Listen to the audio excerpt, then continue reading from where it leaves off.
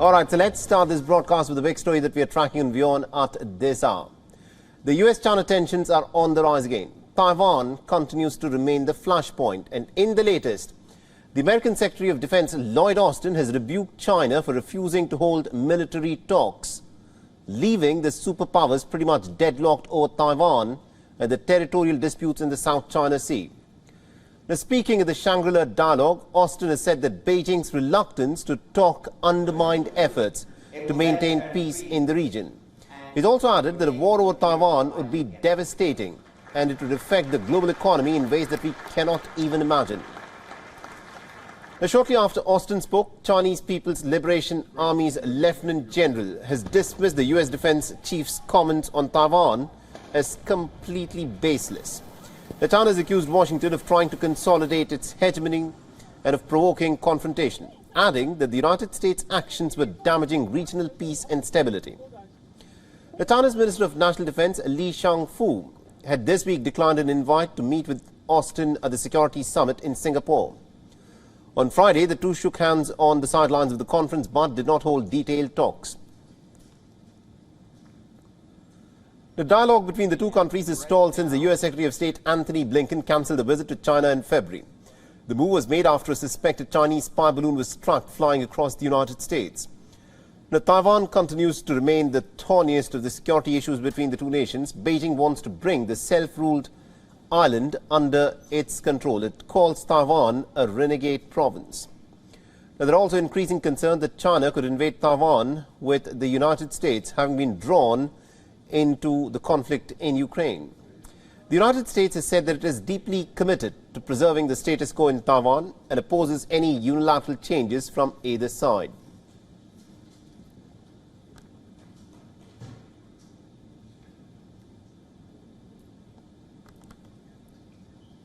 All right, now to give us more perspective in terms of what, of course, is unfolding between China and the United States on the issue of Taiwan, we're being joined in by Ms. Elizabeth Loris, who is a professor of political science and international affairs at the University of Mary Washington. She's joining us live on this broadcast.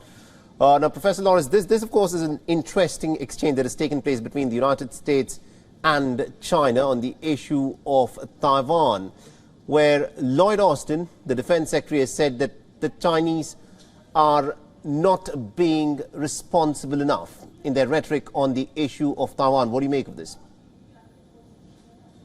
China has never renounced the threat of the use of force to unite Taiwan with mainland China.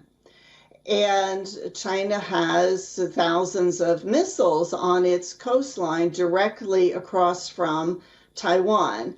And so the United States views this as a very aggressive behavior toward Taiwan. U.S. policy is that the Taiwan question must be resolved by both parties on both sides of the Taiwan Strait. And China says that the United States, by selling arms to Taiwan, and increasingly the U.S. Congress passing pro-Taiwan legislation, is keeping Taiwan separated from mainland China. And Xi Jinping has said that the Taiwan issue shall not be passed down to the next generation of leadership. And so this is a very, very sticky issue because China and the United States come to the Taiwan question with very different points of view. Of course, the United States supports Taiwan as a democracy. The United States officially has never said that it supports Taiwan independence, but China says U.S. actions indicate that in its heart it supports Taiwan independence, which China will never stand for. Absolutely, indeed. And also, what do you make of the stand by the United States of America, where on the one side it says that dialogue is the way forward, but on the other it's been arming Taiwan? You know, there are reports which state that the American policy at this moment appears to be to give enough ammunition to the Taiwanese, which would deter the Chinese from staging an invasion. Is that a policy which at this moment appears like it would establish peace in the Taiwan Strait? Well, the United States selling arms to Taiwan is nothing new. Honestly, the official formal name for Taiwan is the Republic of China. And the United States has supported the Republic of China since the 1930s, when it was the government on mainland China. And so we have been selling arms to the Republic of China for 70 or 80 years. Now, the Republic of China, after the Chinese Civil War, retreated to the island of Taiwan, which we continue to support.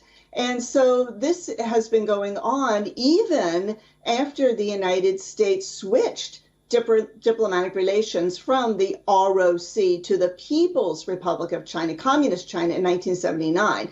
We never said we would stop selling arms to Taiwan. It is U.S. law. The 1979 Taiwan Relations Act requires Congress to help Taiwan defend itself, and that is, we sell arms to Taiwan. We have never committed to militarily defending Taiwan. We are committed, however, to helping Taiwan defend itself, and that is selling arms. And that is a huge, of course, issue to China. Absolutely, indeed. Thank you very much indeed, Professor Loris, for joining us and getting us all those insights there. You're welcome. WION is now available in your country. Download the app now and get all the news on the move.